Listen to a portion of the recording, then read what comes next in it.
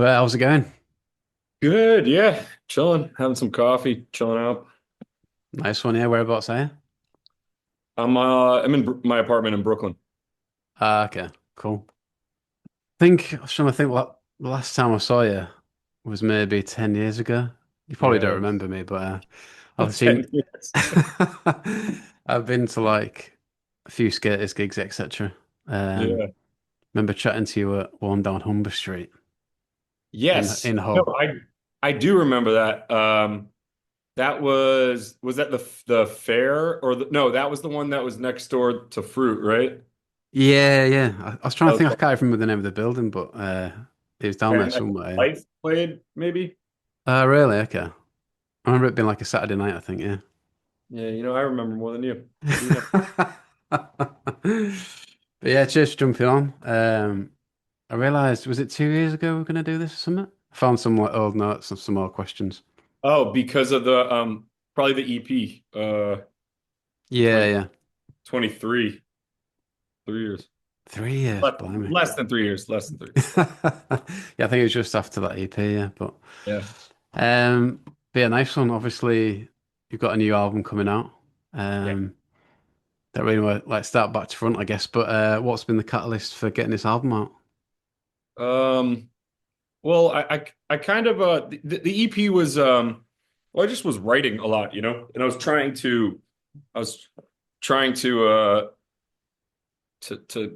get back into my like art brain, and keep some kind of regiment schedule to write songs because I feel like I really, I used to have a good rhythm, when I didn't do anything but write songs. So it was more of a test to see if I could do it. And I kept like a pretty like rigid schedule, writing schedule.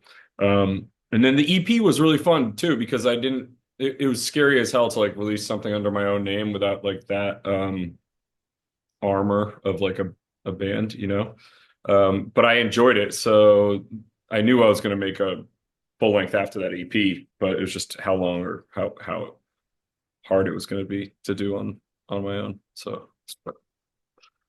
um, yeah, no, I'm psyched on it. I mean, it took like probably a year start to finish to write and record and release, and I'm trying to get into a rhythm so I can do another one back to back back. Ah, okay. Is it something you've done from like quite a young age, songwriting then? Yeah, like since I was a teenager, kind of fell into it. Didn't really want to even sing or do anything. Like, just wanted to play guitar. But then, like, you got in a room with people and like somebody had to sing, and it really wasn't like intentional at all. And then, same with songwriting, just kind of like found out I was better at it than I knew I was. And then obviously put in a lot of time. Yeah, yeah. I mean, kind of looking back at your previous bands and stuff. Are you like how old are you out of interest? I turned 40 in November. Okay. So Yeah. like where were you like in and around like the early 2000s when the Strokes was kicking off and everything? Yeah, I saw the Strokes on Is This It tour, and I was in Boston at that point because I was still in high school, and I saw them play like their first like Boston show. Yeah, Ah, met okay. Albert that day too, which is weird, You met and Albert. met Albert that day and gave him my high school band's demo. All right. Yeah. And Yes. then, few years later, we'd end up touring with them like a lot, but it was just funny. Both that band was everywhere. Um, yeah, I was in Boston. There was actually an awesome music scene in Boston at the time, and we were like teenagers and we just sneak into clubs all the time and drinking underage and just going to see, shows like as much as I could and saw a lot of those like the indie sleaze band. Like I saw a lot of those early indie sleaze shows because I was at the right age, like Yeah, yeah. like Interpol and shit like that. Yeah. Yes. And did it have like a big effect on your songwriting, or did you kind of know what you wanted to do Yeah. anyway? Oh, totally. No, no, for 100%. I mean, it would be crazy to say that I mean the early aughts and late 90s, early aughts were like such an amazing time for rock bands, you know. It would be hard to not be affected by that. And my music, I think, still now like sounds so much like that era, you know. Not that I haven't matured since I was 18 years old. You know, yeah, it's undeniable. It it was super exciting time, you know.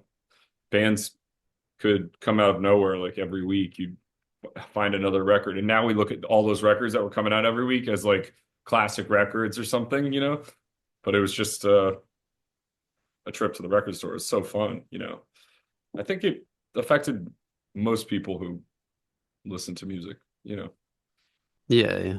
Good time for guitar bands. Yeah. So Yeah, I find it mad like this time of year when you get the festival lineups coming out and it's still like those names headlining it kind of thing. yeah, yeah. I mean, even my our friends the Cribs still crushing it. They were like their record like went like didn't they go get number one or some shit? Like I think they got pretty close. Yeah, pretty close. If not number one, it was like number three or like something like oh no, they got beat. They got two. They got beat by Blue. yeah. So like who's living in the past? You know what I mean? Fucking Blue beat the Cribs in the charts. That's like what year is that? Yeah, it's mental, yeah. But was like, so with the Dead Trees, was that the first band where you gained real momentum, or was there a band before that kind of thing? There was a like a high school band before that, but yeah, Dead Trees was like the first band that we did like, national and international touring and stuff like that. Um, yeah, and that was like kind of like we were just young and willing to do very basically everything, you know, and would sleep on any floor and, just tour endlessly, especially the United States, which never seemed to end. We were like always on a US tour. So, or it felt that way at least. Um, and yeah, I mean, I think like there's like that band's it's funny because I still, I'm friends with all those guys and it really like felt like our what was the when the Beatles like went to Berlin and like whipped themselves in shape. Yeah, yeah. It's at Hamburg, yeah. Yeah, Dead Trees were definitely that for for the whole band. I mean, definitely me and Noah. I can't speak for the other guys, but playing shows day in and day out, skaters wouldn't have been, possible if we hadn't had that experience, you know. And same with Josh and the Paddingtons and shit, you know. It's like it was not our first rodeo by the time skaters started. Yeah. Yeah, yeah. So was the Dead Trees with people you grew up with then type thing, or people that you'd met along the way? Uh it was with two people I grew up with and one that I met on a subway. All right. Yeah. He was like our neighbor and I'd see him carrying this upright bass, Todd, and I'd see him like every day. And then I went up to him on the train in Boston and was like, yo, like, here's my band. Like, I'm like, I'll get you a CD, the guy's phone number. And um, yeah, it was funny.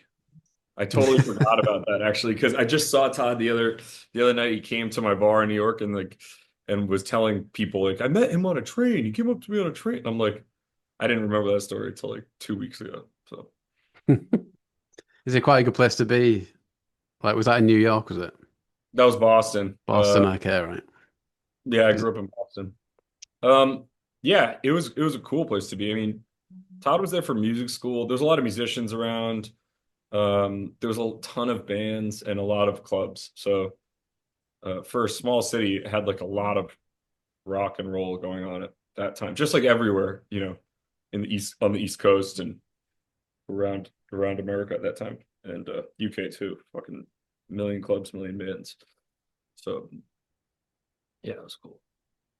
Yeah, yeah. So what point do you get the record deal with that band then out of interest? With Dead Trees or Skaters? Dead Trees.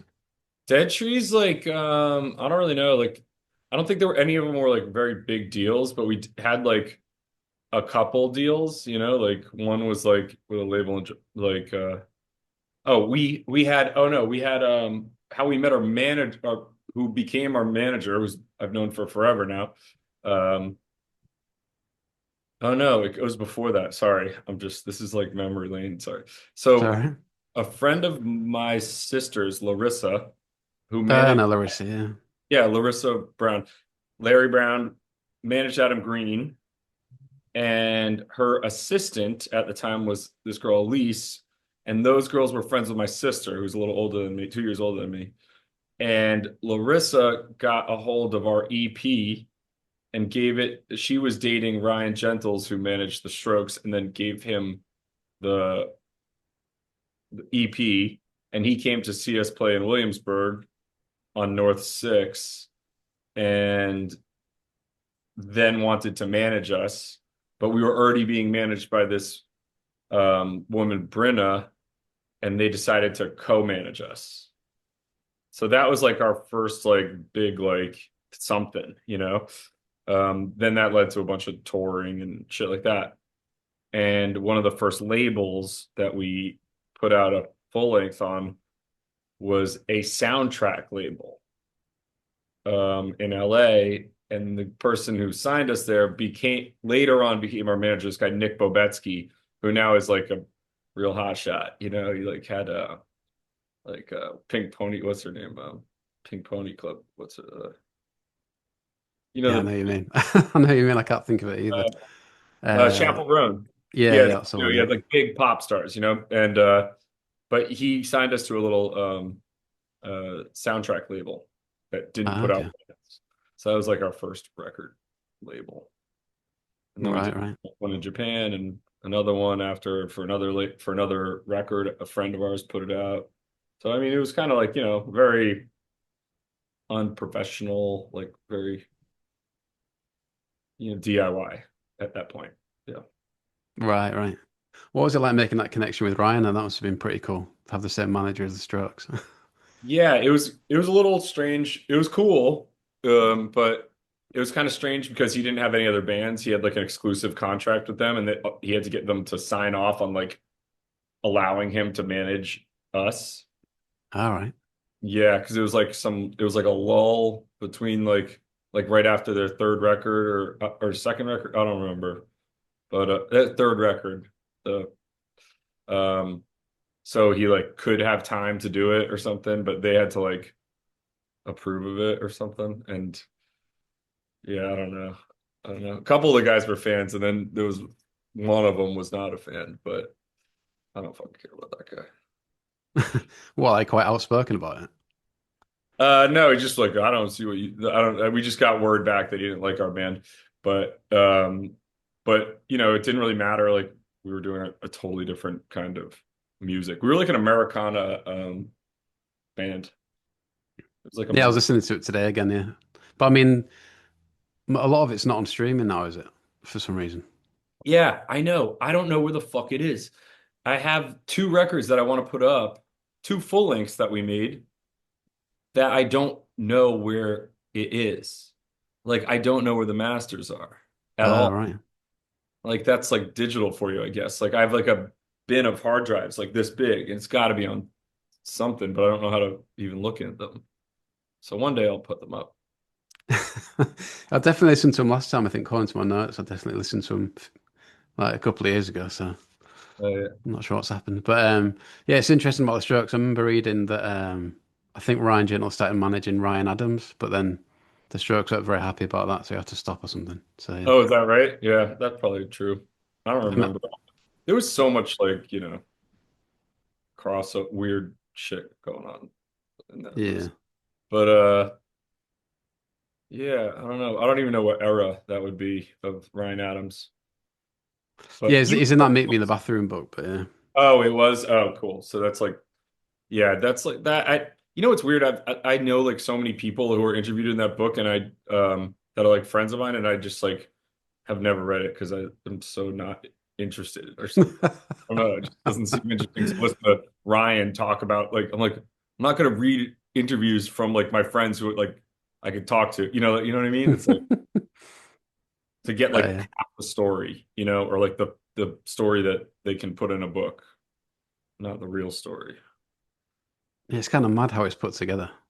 Is But it is I heard it was just like like what's the punk one? That Legs McNeil made. yeah, it's just like a transcript basically. Yeah, exactly. But yeah, that's interesting. But then yeah, you say you went on to support Albert and Fab in their respective solo projects. Was that quite a like an organic link through Ryan type thing? Yeah, we just like got like our bass player played Todd played with Al. He got a gig. He landed a gig. This guy Josh Latanzi, who was doing something else, maybe playing like he was like a Lemonheads. He was kind of a dude for hire. He was in the Albert band, and he could, and somebody couldn't do it. He couldn't do it for some reason. And Todd, our bass player, I was like, "Yo, you should go down and try out for this thing." And he went and he got the gig. So he started playing in Albert's band as well. So we went on tour. He would do double duty, and we would open for him when we were very early 20s. And then the Little Joy thing was like pretty organic because we were like like we became really close friends with those guys, you know, with Fab and Binky and Rodrigo. And we had that was like some of the best, those were like the best tours, the Little Joy tours, because it was just really like a family vibe. We shared a bus, you know, traveled everywhere, went to Brazil, went all around the UK and Europe and stuff in a bus together. That was like those were like really fun years. I think all of us kind of knew at the time that it was like a magical vibe. You know what I mean? Yeah, yeah, like sense. So what happens with that band then? Where did he draw the line with it and why kind of thing? Um, we ended up we were living in like Portland, Oregon for a minute, and then like shit just like wasn't really like coming together. Like we were fighting or like there's something going on, and we kind of like Noah like split off. We all like, kind of split off for like a summer, and we were like we're gonna meet back up, like take a little break and meet back up in LA and make a record.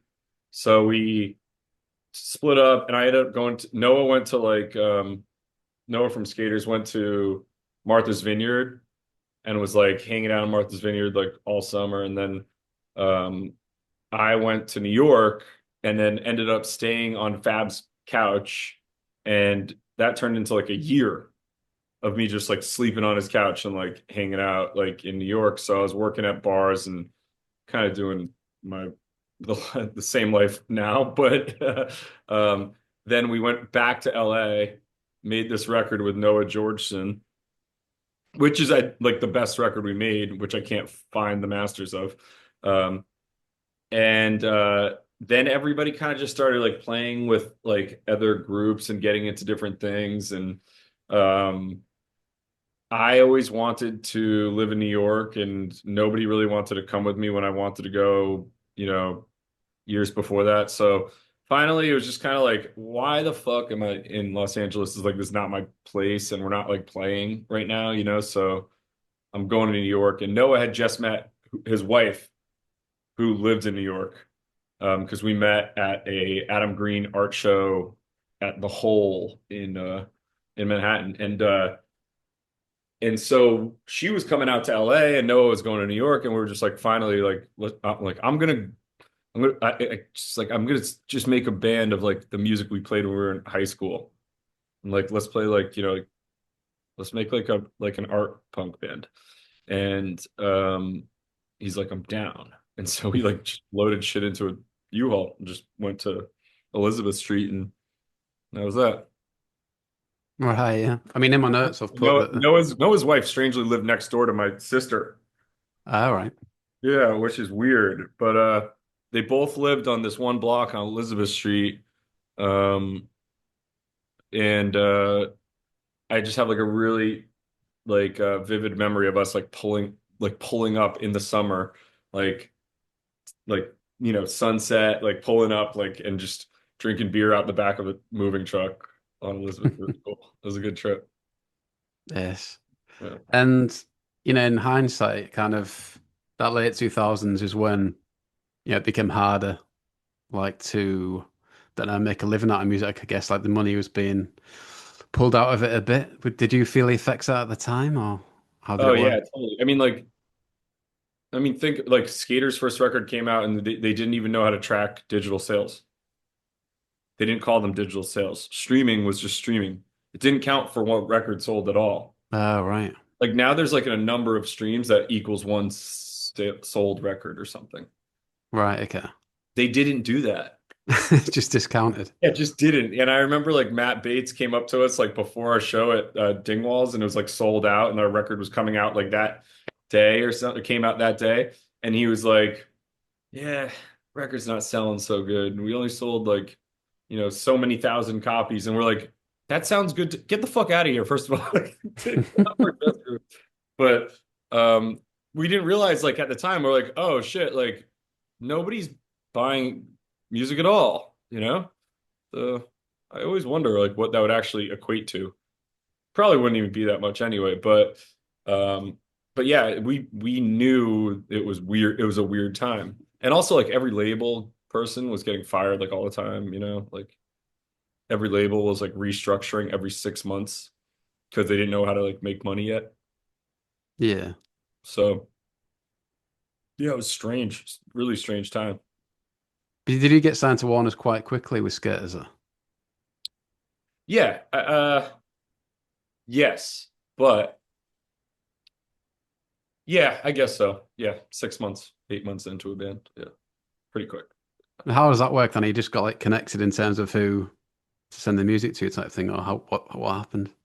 Pretty much just Josh Hubbard showed up in New York and just started telling like every person in the world that we were the best band in New York. Yeah, I guess we skipped over that a bit. Like, how did you meet Josh? I don't even know if I know that. We were hanging out at a house party in Los Angeles, and strangely, he was dating Larry Brown. Yeah, I remember. Yeah. Yeah, after Ryan. So um, I remember we all went to some guy George's house, and we were listening to. Everyone was hanging out in the patio in the Hollywood Hills somewhere, and like we were in some fancy house, and just sitting in front of the record player, just like, "Have you heard this? Have you heard this?" And then Josh was kind of like, I thought he was joking. He's like, "I'm coming to New York. We're gonna start that fucking band. I'll play anything." I'm like, "Well, what do you play?" He's like, "Whatever you need me to." And then he wrote me one message on WhatsApp and was like, "I'll be there in 3 weeks or something. Like, let's hang." I'm like, "Cool, let's get a beer." And then he shows up and we go out for a beer. I'm like, "Noah, we should go meet this dude for a beer." And we go and we hang out with Josh. And then we're like, "Cool." So we're like, get together and play and jam and see if it works. And he's like, "I didn't come here to fucking jam. He's like, I came here to start a fucking band." He's like, "And that's why I'm here. And I've got 3 months, so let's get going." And he was doing that for a while. He was coming 3 months, leave the country, 3 months, leave the country. Till we finally got a record deal and got a visa for him, a O1 visa, but with the label as a sponsor. But yeah, it was pretty much just Josh like bullying us into starting the band. Yeah, this is Josh of the Paddingtons for anyone listening that doesn't know. But yeah, what so that kind of gave him the incentive for making the band work then was to like I, get into America full time. no, I think it was, yeah, well, maybe. I mean, he was already kind of in New York a lot because he was dating Larissa, you know? Yeah, is that why he started going across, was it? Yeah. Yeah, I think that was a big reason. Or maybe it was Agnes. I don't really fucking remember. You'd have to ask him. Yeah, yeah. He was like, we were like ships in the night. Like we never really hung out while he was there and we were doing stuff and we knew of each other and we were always told, "Oh, you good." Adam's like, "You'll love the Paddingtons guys. You'll, but we never really crossed paths until that happened. And then we were totally intertwined, from that point on. Yeah, yeah. Yeah, because of the whole Adam Green thing with the Paddingtons as well, yeah. Yeah, they So, did Lady Boy from Hull, which was really ahead of its time. I mean, that was a great song. Probably can't release that these days, but maybe you could. I don't know. That was but a great. it's a lot of fun to play on acoustic guitar, that's all, yeah. But yeah, it's probably cancelable these days. Yeah, definitely. Yeah. But yeah, and I guess you end up having a relationship with Hull, really. Was that quite I love strange? Hull. Yeah. I love Hull. Um, I still think about like I think it's really fucking weird to say, and I'm sure people from Hull are gonna be like, "You're an idiot. Like, why are you romanticizing this?" But in my head, if I think about like a really chill holiday to go on, I'm like, maybe I'll just go up to Hull for like, just like 4 or 5 days and like, just like do nothing but go to go down to the Queens and fucking drink and putt around and go to that drop off laundry Chinese laundry vintage store. Or like, like I would just like I could have like a whole day in Hull and be very, very happy doing absolutely nothing. Like I really enjoy it, I swear, you know. Nah, that's it. Yeah. I mean, it's got loads better. Like, especially, I don't know if like Josh's family still have something to do with Thieving Harry's, do they? But that area's all very nice, to be fair, on the marina and that. I heard that it's totally like a different thing. Yeah, yeah. Cool, man. I love that. Fruit Space, I love that place. It was cool. Is Fruit Space still there? I'm not sure it is now, Yeah. but yeah, it was City of Culture at some point, That's a yeah, few it years ago. got City Culture while we were in skaters. Yeah. Ah, okay, right. Yeah. Yeah. The same year they got City of Culture, the football team made the Premier League for one year. Yeah, Yeah. yeah. Yes. And was it like easy Tigers. to? Tigers? Tigers? Yeah, that yeah. Yeah. Old City Tigers. That's what it was. That's the one. Yeah. And was like, did you have the money from the label to like come over to the UK, or was it a bit of a DIY job sometimes? It was after we got dropped by the label. When we put the second record out, that was pretty DIY. But yeah, that was just on guarantees. But with the label paid for like, yeah, everything for the first record. Or I guess we paid for everything. So eventually we Yeah, yeah. pay them back. But I remember some good gigs. I remember coming to see you at Kirker, I think, in London as well. That was good. oh yeah, Coco. That was a fun show. That was Yeah, really fun. yeah. That is Man, this. do that? They still do Coco? Yeah, yeah, I think it's going all right these days, I think, yeah. Um but yeah, I'm just like obviously just a fan of that band really, like songs like Miss T in Massachusetts. I've always thought like that was kind of a good test of where guitar bands were at the time. I was like, if this song came out in 2006, it'd have been massive, I'd have thought. It's like if this Yeah. can't get like obviously it did, it went down well with fans and stuff, but I just thought the fact that that song wasn't big was kind of a testament to where we were with guitar bands at the time. I don't know. Yeah, like they were all falling off. A little Yeah. bit like just the interest was like you say, record labels didn't really know what to do with guitar bands or something. Yeah, they didn't know what to do. Yeah, there just wasn't enough. Maybe there just wasn't enough going on. I'm not sure. What do I know? It's hard to know what's going on when you're just doing it. You know what I mean? No, yeah, it must be weird when you're in the middle of it. Yeah, Yeah, you don't have the perspective at all. And even now, I look back and I have that tiny amount of perspective, even with the streaming aspect or, the shift that was going on in the music industry in general. But I don't know. I think it's actually, do you think it's getting better now? There's more bands with guitars? um, then I feel like the money aspect is still big. Like it's favoring privileged people. It feels Yeah, like because they've yeah, got the time to yep. do it. I mean, look at people like I don't know, like people like Cruz Beckham or whatever. It's just fucking mad. He's getting That like David Beckham's kid. yeah, he's in a guitar band now, and they're getting like big festival slots based on pretty dross Yeah, music. It's just weird. yeah, but that shit's not fucking real. Like, no one's gonna give a Yeah, shit about that band or like, uh, I don't know, like, there's so many of those nepo rockers. yeah, They don't go anywhere because no one respects it because it's too close to home. It's kind of a curse for those kids, to be honest. I feel bad for them. yeah. It's weird. I mean, there are a lot of good bands. I hear a lot of good bands on streaming, but it's just like, are they getting the support they need or the space they Yeah, need to like be able to write more songs? Like a lot, spoke to a few like contemporary bands on here, and they'll be on a label releasing music, but they'll have jobs at the same yeah, time. you It's need just like, someone. how do you fit all that in? Dude, honestly, like it's pretty.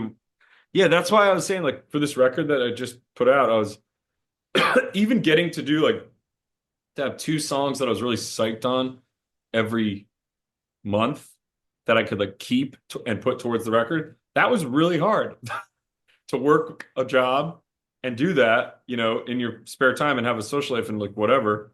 Like it's not easy, And so yeah, I'd like more power to like any band that can do it these days.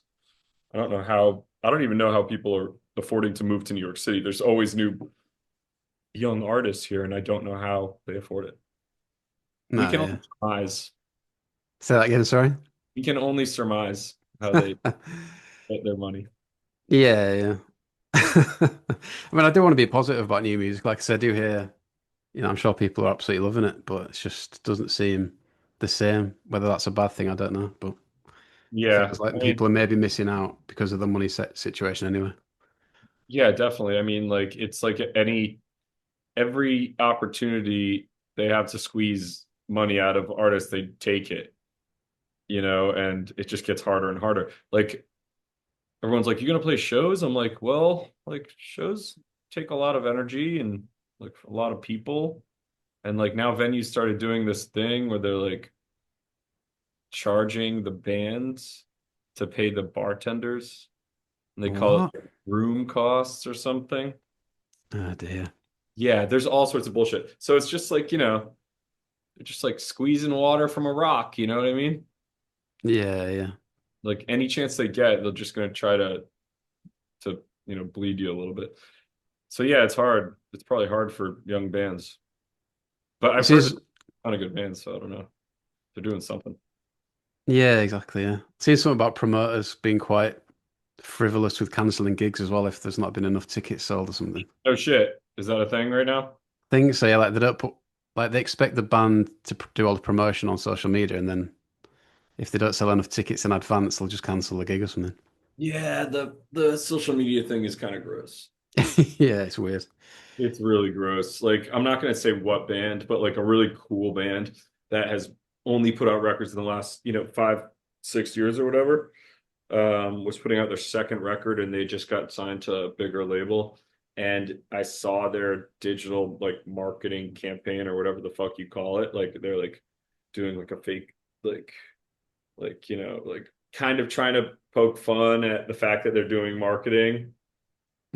It was so bad because it just like ruined the whole mystique of that band. And this was like a cool art rock band that like was forced to do these fucking like TikToks and all this shit and all these like small format videos. And it made me not like that band and it bummed me out.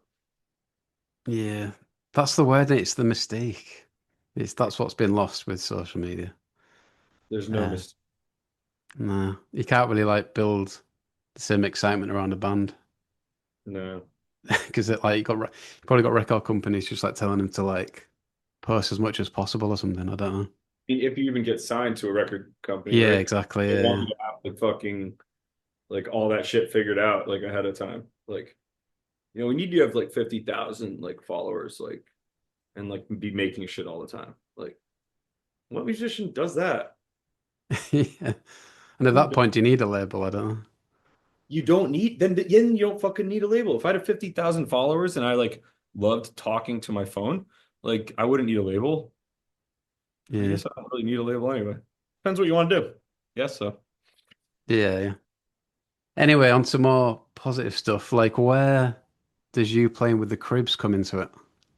Hmm. That was kind of a funny story. Because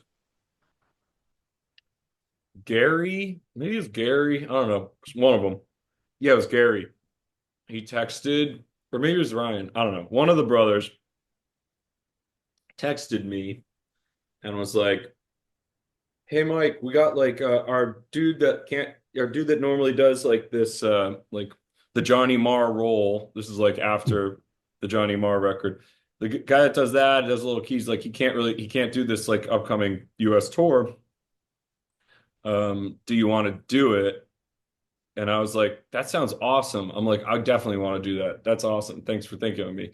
And then they're like, "Cool." So this is, and we started getting details. And then I was like, this is I'm in New York. And then they're like, oh my God. They're like, we thought you were a different mic on our phone and blah blah blah. And like, so they asked me accidentally, but we ended up No doing way. it together anyways. They're like, this is actually gonna work out great. And I'm like, who were you trying to ask? Like, I guess I don't care, but yeah, I knew those guys because we had done uh the Johnny Marr record, Ignore the Ignorant. Is that what it's called? Yeah. Yeah. And we did that tour with them in the US and Canada, with playing in Adam Green's as Adam's band, Okay. the Dead Trees. So we met them back before Skaters, and that was cool. That was a cool tour, touring with Johnny and shit. I didn't really realize how big of a deal Johnny Marr was when I was on that tour. And then we'd show up to venues and people would just be waiting outside for Johnny with like all this Smith shit. And I was just like, what is going on? Like, I did not know that Johnny Marr was like such a guitar god that people would stand outside for like a full day to meet him. It was, but yeah, then the Cribs, when the Cribs asked me, they basically made a mistake and thought I was someone else. And then we're like, oh, you know what? This is gonna be fine. And then we did a chord and I played guitar for them. That's it. So what year was that? Or what Maybe era? 10 years ago, like 2016, or no, maybe, yeah, 15, 16, 17. I don't know, somewhere around there. Ah, okay. So how Um, many? Let's it go was on, sorry. the Rick Ocasek record. I don't remember. I think it was the Rick Ocasek record that they made that we Right. toured. So whatever that year was, I don't know what it is. Is that the 24/7 Rockstar shit? Or is that one different one? I think Uh, 24/7 Rockstar shit is like the live. Oh no, I don't fucking know. so I'm gonna just have a quick look. For Yeah. all my sisters, was it? Yeah. Yes, that's the one. That's the Yeah. one. Yeah. Yes. So like how many songs you having to learn for that then? Like 20 odd songs. Yeah, but like I don't think they like wanted to teach them to me. So if like I didn't have like a video from the guy, or like the guy didn't tell me like what he did on the song, like Ryan and Gary like didn't really know what to like tell me to do. They were like, maybe just like play some chords. And I was just like like the most loose thing. Like not like it sounded good, right? I wasn't gonna do anything that didn't sound good, but it was very loose. Like there were definitely songs where they're just like, play like the chords in the chorus. And I'm like, I can do that. And then there were other songs where like Gary wrote like this pink cloud is like a pink cloud or pink something, this song. Pink And he was like, Snow, is it? yeah, Pink Snow, and there was like a baritone guitar part, and Gary was really specific on me not fucking that up. I had to get that part. Yeah, so it was funny. Those guys are hilarious. No, that's it. They've kind They're of adopted real, America as their real home as well. comedians, guys. Real comedians. Yeah, I saw you like met up with Ryan relatively recently. Is he in Brooklyn as well? No, he's in Queens. Right. He lives in Queens. He's been there for a long time, and I see him every now and then. It's like kind of once a year or something. He doesn't leave Queens. Try to get him out, but he doesn't want to leave his house. He's a homebody. Ah, fair play. There's a Yeah. few people like I saw a picture of, I think it's Ryan, Matt Tong, and Gordon from Block Party as well. Oh, no kidding. Yeah. Yeah, needs to get over there, do like a live pod or something with Yeah. the expats. Yeah. But yeah, I remember like I don't know if this is a question really, but I remember talking to Josh's dad about when he was in skaters, and he was like, "Oh yeah, he's had to like really raise his standards on guitar, kind of thing." Um, I don't know really. I don't know if there's a question in there, but was it like I don't know? Was there an element of like you're raising your game for that band? I don't know. Yeah, I think so. I mean, also like I wrote like probably differently, like guitar wise, than Josh was used to with the Paddingtons. You know what I mean? Yeah. Because like I started playing guitar at like 15 years old, didn't know anything. I just picked it up and started playing. Like I learned one chord shape and just moved. You know what I mean? So Hmm. Josh like will tell you like he wasn't like ever like trained like you know like in any other like shapes. You know what I mean? He was playing bar chords in the Paddingtons and shit. So I think that's what he was talking about. Just like I have a lot of weird like phrasing and stuff like that. But you know, it wasn't like just took like practice. It's not like hard, you know. Um, but that's funny. Steve said that. Yeah, I always stuck with that. I don't know why, but Yeah. um, so yeah, what happened with Warner's with Skaters then? Did they just after the first album? Because I guess like I don't know, so what target you're trying to reach for the record label? I don't. Did they even know No, themselves? I don't know. kind of bungled it. I mean, like it frustrated the hell of us because Miss Teen Mass was like one of the most important radio programmers told them that that was their favorite song of the year or something, and that like got back to us. And then when it was time, they wanted to push like a soft single. We're like, just go for the song, you know? So they put out Deadbolt, and Deadbolt went to like number 14 on rock radio, which I thought was like really good for like something they weren't pushing. And then when it came time to do Miss Teen Mass, they pulled the funding and it was like a matter of like $16,000 or something. Like, and for a major label, like with the amount of money they'd spent already on this, it was nothing, you know? And they just pulled it and like wouldn't do it. And it was a bummer. And I think it like really just bummed us out. And it didn't get pushed and then we kind of fizzled out and um yeah, classic story really, you know? Yeah, but it's a shame because I feel like that would have been the song to take off. I reckon off the album. I don't know. Yeah, that's what it seemed like that. That was like the obvious one, but whatever. Mm, What were yeah, you yeah. And then what? Just carry on songwriting at that point, or did you already have like a second album written type thing?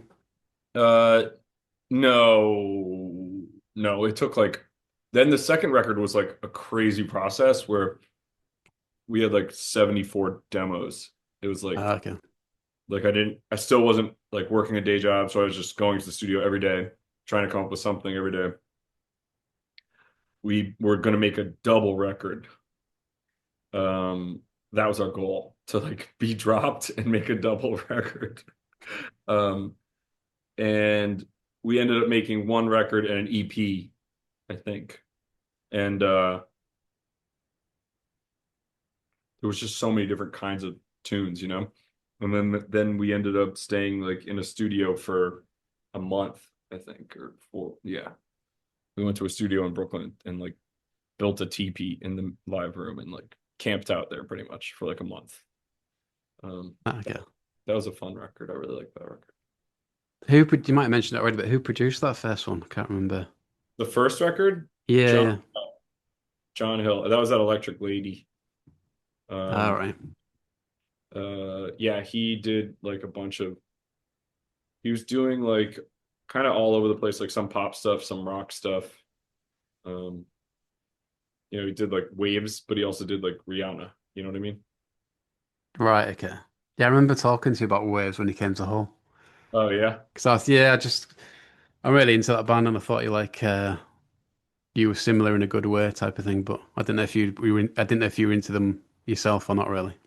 I don't really know. Like I like their records when I hear them, you know. And I did buy those records when they came out, you know. Um, and I was living in LA like the year that like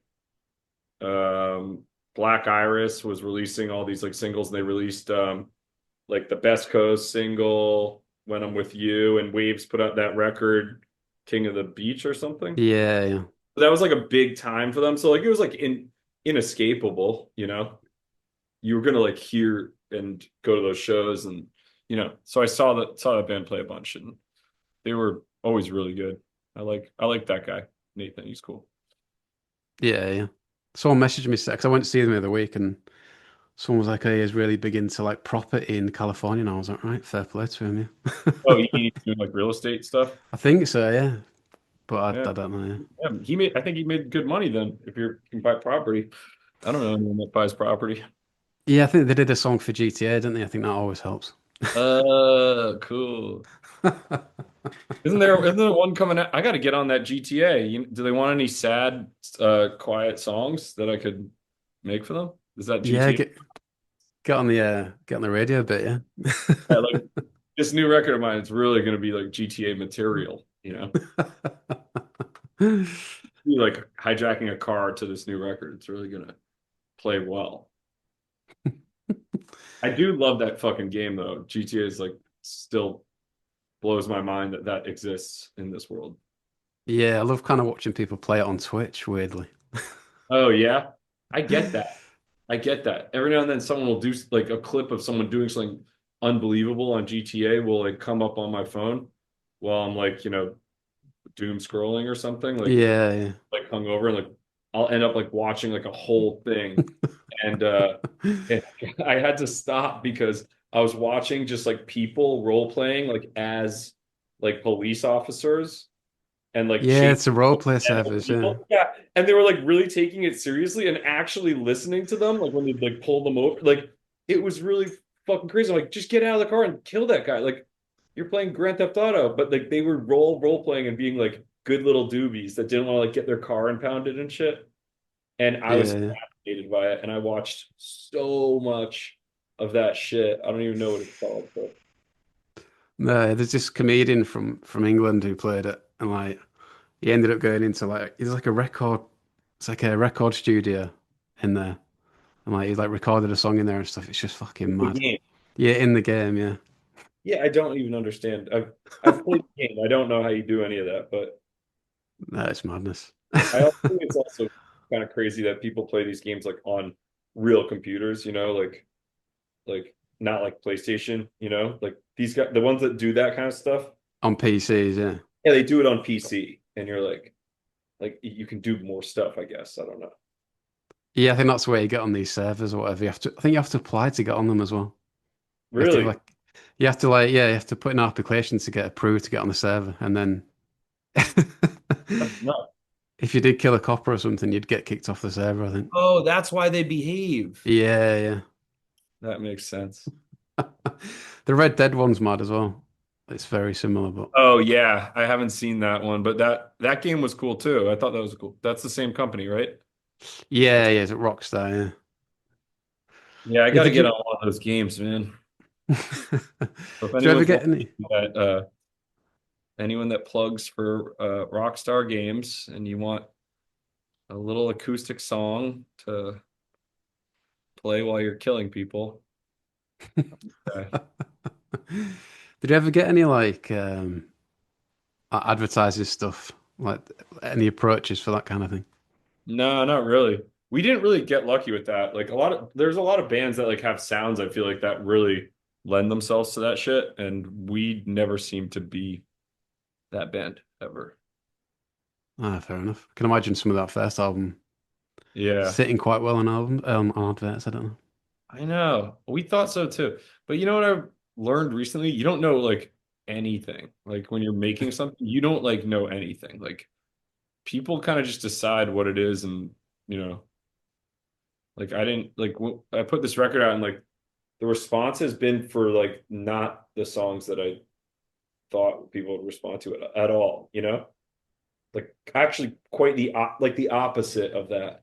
And you hear people say that, like I didn't expect this to, but it's real. It really is real. Like if you don't give people a single and like tell them what to like, like they just like pick what they want. And it's often surprising. Yeah, that's interesting. Now you just put the album out without any kind of precursor, then, yeah. Yeah, I didn't know what to do. Just thought, fuck it. Just Yeah, picked an arbitrary date. yeah. That seems a cool way of doing it, I think. Well, what's Yeah. the plan? Are you gonna, is the plan to play it live and stuff? Yeah, I'm trying to like figure out a way that I can do it that can be sustainable. I booked like one show so far, and then I'm gonna do like a little thing at a gallery, an art gallery for my friend's art show. But uh yeah, like I just don't like obviously I don't think it's like feasible for me to like go on tour with a five-piece band at this point, like, with no support or and everyone has jobs and families and shit. Hmm. Uh, so I don't think that's gonna like um happen. But I'm trying to figure out a way to be able to do it on my own in some capacity, even if it's a smaller, stripped down, more like intimate thing, just kind of like hop in front of, you know, 40 people here, 40 people there, that kind of vibe. Yeah, yeah. I guess is that a good thing about streaming? Can let you kind of analyze the data of where it's popular or whatever. I don't know. Oh, where it's popular? Yeah, I have well, luckily for me, I'm a real Luddite when it comes to that shit, and I have no idea how to do that.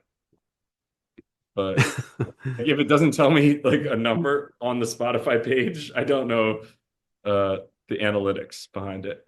I once, when I uploaded to Bandcamp, which is not very popular for me, it doesn't do a lot for me, but I uploaded it just because, it's Bandcamp.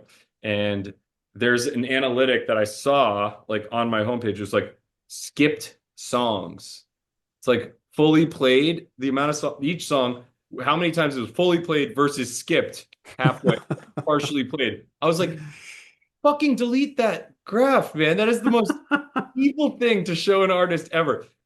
It's not even that they skipped the song. They played it halfway and thought it wasn't worth even listening to your song. I I get was that with like, fuck podcasts you. though. But It tells me that on my podcast episodes, it's like average consumption. You get the odd one where it's just after like, 20 minutes of this one, yeah, then fuck off. yeah, it's pretty. I just stopped looking at it at some point. Yeah. Yeah, it's I just think there's too much, maybe a little too much information. We shouldn't have access to all of it, you know what I mean? Yeah, yeah. Um, but would you play what songs would you play? Would it just be this album, or would you play a bit of the EP that you released a few years ago and stuff? Yeah, probably just solo stuff. Probably a little bit of both. Yeah. Um, yeah, I haven't like it's all this is all like this is real time, I'm figuring this out as we go. Yeah, yeah, I'll see after I do it once, and then I'll see what worked and didn't work, and then adjust it. But really, I just want to get in the flow of making records regularly. So that's kind of my main focus is just writing more. yeah, yeah. Yeah. And has your songwriting style changed over the years, or is it? Yeah, I mean, that's another thing I don't have a lot of perspective on. I think it kind of is always pretty true to me, and people that have listened to me for a long time know uh, what what my tendencies are. However, I think there is a lyrical maturity that comes just with time and practice and age and um, subject matter, you know. That just changes because life changes. Yeah, yeah. The That only was the, as a obvious difference, in the lyrics. Yeah. yeah, that came across definitely in that EP. It's Yeah. like quite honest autobiographical kind of lyrics. Yeah. That kind of feel like a bit of a moment at that point. Yeah, totally. And this one that I just put out too, same shit. Very, it's much more personal, Made it scary kind of to put it out, but I think it's better that way. Yeah, yeah.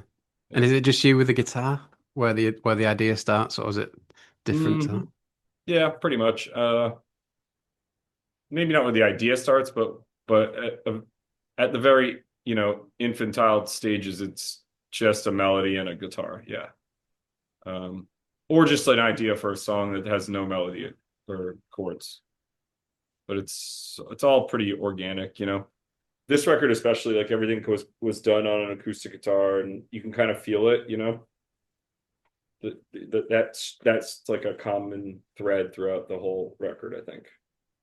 Yeah, yeah. And do you have like, even though you're solo, do you have like people you lean on to like get feedback on the songs and Oh, stuff? yeah, fuck it. I mean, like Noah is like my guy. Like he like hears all the stages of everything, and then the band that I brought in, those guys are like unbelievable. So they just like do what they do best, and I just like let them do it, kind of like unless I had like a very specific idea.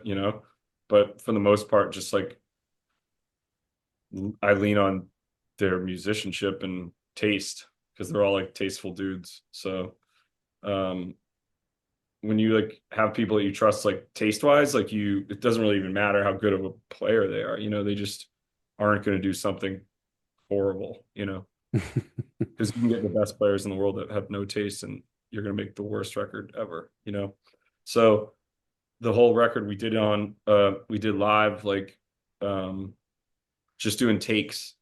So everything was like done in like each song was like two takes, then we moved to the next song, two takes, and did that like for 2.5 days, and then just kept the best takes. We beat that take, beat that, just kept doing it over and over, just kept listening back. And that's how we made it. And the whole thing was done in like 4 days. So um, it's a cool thing to know, maybe listening to this record, because you'll hear all sorts of, you know, like there's spontaneity in it that you can't even really recognize because the dudes are good. It's cool. Yeah. Is it, you said it was DIY then, was it kind of self-produced type thing? Yeah, yeah. So my friend Lucas, who like uh is the studio manager of this place called Diamond Mines, and it's like owned by some of the guys that were in like Sharon Jones band, like Daptones crew, and it's all old vintage gear, and basically just Lucas set up mics and we rolled in, and like he captured sound in the best way he knew how to do, and I said yes, no, and we just performed it, and that was it. It wasn't like a lot of thought. We kind of knew the sounds, what they were going to sound like, Yeah, yeah. All right, cool. I managed to like salvage from some questions that came in a few years ago. Okay, cool. So I got one from Moon Monitor. Who's your favorite Paddington? Oh, Josh, how could it not be Josh? Actually, I don't know. Like Lloyd's pretty great too. I really like Lloyd. He's pretty great. Grant's great. They're all great. Tom's great. I'm gonna say Josh though. I'll say Josh. No, yeah, fair play. Going from the Cribs just says, "Are you a Cobain fan?" Oh God, they wrote that. Is there a Okay, story so there? I don't know. I don't know if you know, like the Cribs are like obsessed with Kurt Cobain, and they really love asking you like how serious of a Kurt Cobain fan like you are. And they really would always tell me, they would love to tell me, especially Gary, well, both of them. And Ross never really told me much Kurt Cobain lore, but they would tell me everything that they did. Did you know Kurt Cobain used this pedal? Did you know that? You see this strap? That's the same company that made Kurt Cobain's guitar straps. Do you what would Kurt Cobain do? They use it like as like instead of Jesus. What would Kurt Cobain do in this situation? They're always doing that shit. That's really funny. Yeah, I'm a Kurt Cobain fan. Thanks, Cribs. And I got one from Petrol Flowers. It just says, "Favorite thing you've ever written?" Oh shit. Um, damn. Quite a Uh, big one, I suppose. Yeah. I really like Mental Case, I think is one of the best songs that I've ever like captured. Like one of my favorite songs that like sounds exactly how it was intended. You know what I mean? Like it was kind of like we like surprised ourselves with that one. I feel like that really isn't a good one. And then the last EP, Oldest Troubles, I was really happy with. That was a really cool, like, recorded that in a shitty leaking basement. Like, came out really cool. Feels really good. And then on this record, there's a song called The Way You Say Goodbye that I think also had a bit of that magic. Um, and maybe not to answer your question as directly as you want, like my favorite thing I've written, but it's my favorite recordings that I've captured. Yeah. Cool. Yeah. And I guess we didn't really cover the end of skaters. Like, did things just get to the point where people like having families and stuff like that? I know Josh did and that, Yeah. Well, I'm not going to blame the kids, because but Josh's kids, Noah's kids, they're fucking awesome. But just life happens, life happens, and there's only so much you can really like give at some point when you have jobs and children and whatever. And it's kind of like it was things run their course, and just let it be. We didn't like really ever break up. It was so unceremonious. We put out the second record, and on stage, Josh like said, "This is our last show," and then it ended up being our last show. So it wasn't like there in skaters fashion. Josh called it, and there wasn't much conversation around it. All We right. What did he figured say it that? out, Did he say it for but a laugh or something? I think it was like a premonition. All right. Yeah, I think like he like felt it and was just kind of like said it, and he wasn't like totally serious, but it kind of was serious, and it kind of felt like it. And then it ended up being our last show until we came back and did one show last summer or 2024 summer. Uh, it was like 10 years after our Manhattan came out, and we did a show at Bowery Ballroom with So Glows because we did their release and they did our release back then. So, and I own a bar with Ryan, the guitar player, one of the brothers in So Glows. Um, so we came back for like that one show. That was fucking cool. And that was it. Yeah. Fair play, yeah. Be good to Hey, see you again yeah, at some point. he never really broke up, you know, so who knows? No, yeah, I know there's like a lot of love for that band, to be fair. I know. And I get it. And I am totally open to, you know, like if somebody offered us, like, do you want to like we would probably just do it for kicks if people came to us. We really did not like, we really didn't intentionally break up in that way. I don't think we're ever going to be active in any real capacity again. But I definitely could see us getting back together just because somebody asked us to do a random thing, you know. Yeah, yeah. It's fun. It's honestly fun to play those songs, so I'm down. Is that what it feels like with music now? Is it kind of like just something you can enjoy without, I don't know, worrying about kind of I well making personally a I career of it? I don't definitely know. yeah, I enjoy it more now than I even did towards like the end of Skaters. It all felt like it felt heavy, you know, Hmm. when you're doing it full time. But now I coming back to it, I like it so much more, you know. I feel lucky to be able to make a record or play, you know what I mean? And not be like slogging out a 9 to 5, miserable and talking about the good old days like we're doing right now. Fair point, yeah. I was like, when we started talking about like, man, there's no money in the bands and there's no bands and how do you have money? I'm like, we are the oldest motherfuckers ever. Sounds so fucking old. Yeah, I don't know how these bands, they have these trust fund fucking kids. They're not Yeah. working class like us. And you know. Yeah, I think we managed to rescue it from there, hopefully. No, we did. We can edit that out, right? You edit this heavily, I think, right? You're gonna chop it up, and it's gonna be beautiful. It's just chopped up, just perfect. No, nothing politically incorrect. Just clips of me making fun of the cribs. Yeah, I'll cut the ladyboy stuff out, yeah. I didn't write that it, song. I I didn't know, write. yeah, I really rate it as well. But yeah, I've seen your bar and stuff on Instagram. Do you want to give a shout out for it? Yeah, Victoria, Lower East Side. It's on Eldridge Street. Come by if you're in New York. Cool, yeah. I'll Great bar. definitely, definitely plan to come at some point in Yeah, the near future, hopefully. yeah. You let me Um, know. yeah, definitely will do. Yeah. Okay, cheers, mate. I always ask people at the end if going back to the old days, if there was a high point about kind of the time in the band and if they do anything differently. Uh, no, I don't think I'd. I think there's a million things I would have done differently, you know? A million different little micro adjustments you could make, but it wouldn't have really told the same story of the band, you know? We made mistakes for sure, but who cares, you know? Really doesn't fucking matter. It's all hindsight anyway.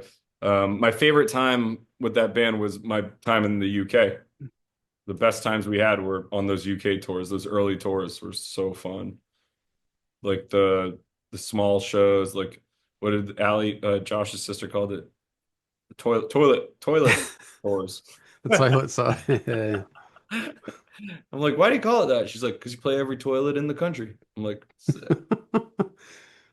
Was she your tour manager as well? Yeah, she Oh, was trying to adjust it. We actually played a real toilet. There's one in York. If you go to York, there's like a place that used to be an ancient like public toilet or something, like a like okay. a room or something. It's like all stone and shit. She's like, I'm like, it's a real toilet. She's like, it's a real toilet. Cool. And what about kind of the Dead Trees time? Like it must have been like cool playing with the Strokes and stuff like that. Any Yeah, good that was memories of that? that was cool. The Little Joy stuff was the best stuff. Like going to Brazil with Little Joy, and that was so much fun because Rodrigo was huge in Brazil, and those shows were fucking crazy, like really crazy, memorable. Rio de Janeiro, the power going out, like one song into our set, power goes out. The whole state, 5,000 people just staring at it. Like there's no lights anywhere. People going like yelling and going crazy. Brazilian crowds are really fun. That was a good time for Dead Trees. Yes. Okay, mate. Well, I guess where do people go to hear your stuff? I mean, obviously streaming, but Instagram the main kind of hub for it all? I don't know. You listen to music on Instagram? No, sorry. I mean, like in terms of what you're up to. Oh yeah, you can just like follow me on Instagram, I guess. Yeah. Um, like it's all pretty loose, you know? So I run it myself, if you can believe, just a humble guy just running my own.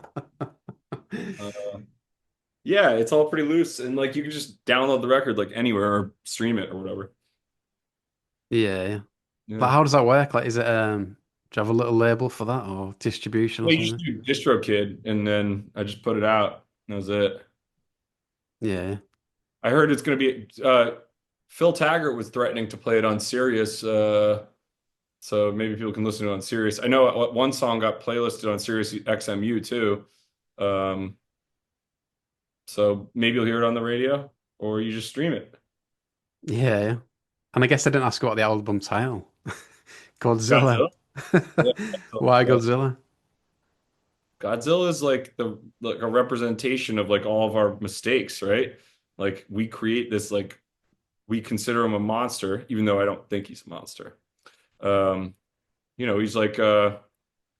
he's like a reminder of all of our follies, you know. Um, it wasn't like this is me like explaining to you the album title after the fact, but I was watching Godzilla like movies and Ah, okay. and I kept thinking about Godzilla and like how he eats like waste. I'm like, oh, cool. He's fueled by toxic things. I'm like, that's cool. I like that. I'm like 10 movies into 38 Godzilla movies right now. 38. Yeah, I think there's 38. All Uh, right. like since like like the 50s or whatever. Yeah, yeah. But um, yeah, I was watching a lot of Godzilla. Remember like the big film in like early 2000s with Jamiroquai on it? Oh yeah, that was the yeah that was a big one. They had like t-shirts and shit for that. Like that was called I don't remember what that was called. Or is it the night? Probably the 90s, was it? I don't know.